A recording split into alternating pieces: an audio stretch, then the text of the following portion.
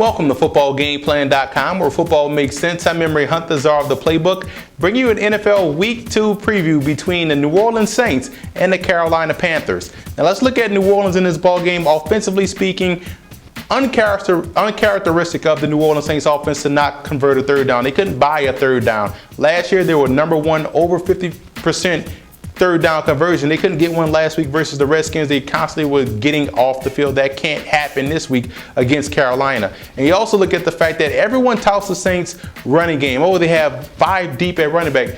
But it's null and void if you don't give those guys the football. 10 rushing attempts, that's going to get you beat each and every week. You make yourself one-dimensional. And I would utilize Colson on the outside this week as opposed to the interior. I think you have to make sure you run the football effectively, and every time Colson is on the interior, you know it's going to be a passing attack. Now, defensively, they got to find creative ways to get Harper out of passing situations. Get him closer to the box. This guy takes on blocks better than some of the linebackers the Saints have. They got to find a way to limit his liability and coverage. Don't have a situation where you get creative, where you have Malcolm Jenkins up front and Harper back deep. They're going to throw it every time. I would. And so that's something they have to work on. And I look at the fact that they want to make Brandon LaFell prove that he's Jerry Rice. You got to make sure they go to this number 2 guy consistently. That means roll coverage to Steve Smith, take him out of the ball game, and you can have a chance with Brandon LaFell having to prove himself. And I like the way Curtis Lofton is playing on every tackle. He's going to have to do the same thing this week versus Carolina. X factor in this ball game for the Saints obviously has to be play calling. You got to call a well-balanced attack versus Carolina. Now you look at the Panthers in this game.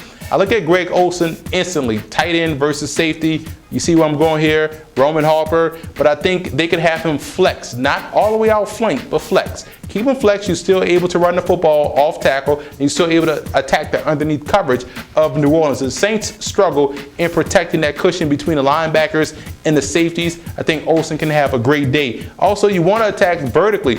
Take chances versus that depleted Saints secondary. Yes, they may get Jabari Greer back, but I think they still have lapses in coverage, especially Patrick Robinson. You can take advantage and attack the edges on the ground. We talk about this every week. The Saints still have the same problems as far as stopping the outside run. The Panthers can get to the outside this week on the ground with the running game. Defensively, I look at the big matchup, Gamble versus Colson. Gamble has to get physical with him, stay physical with him, and don't allow him to get inside release, and he can have a chance and win that battle.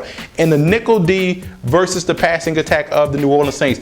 Good thing about the Panthers, they upgraded the linebacking core, and I like Luke Kuechly in coverage. I like Thomas Davis in coverage, so they can get creative. That nickel defense can be effective against the Saints' underneath passing attack. You got to make sure you locate Sproles as well. In the field side or the boundary side, you got to get creative. Field side, play man. Short side, play zone. Why? Because Drew Brees will eat a zone alive if you give him the entire zone coverage. Half zone, half man, you could have a chance. X factor for the Panthers has to be Cam Newton, has to have a better day this week against New Orleans.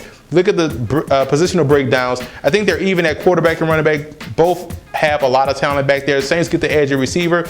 Tight end, offensive line, and defensive line, in my opinion, are equal. I think the Panthers and the Saints have equal issues and equal strengths on the line of scrimmage.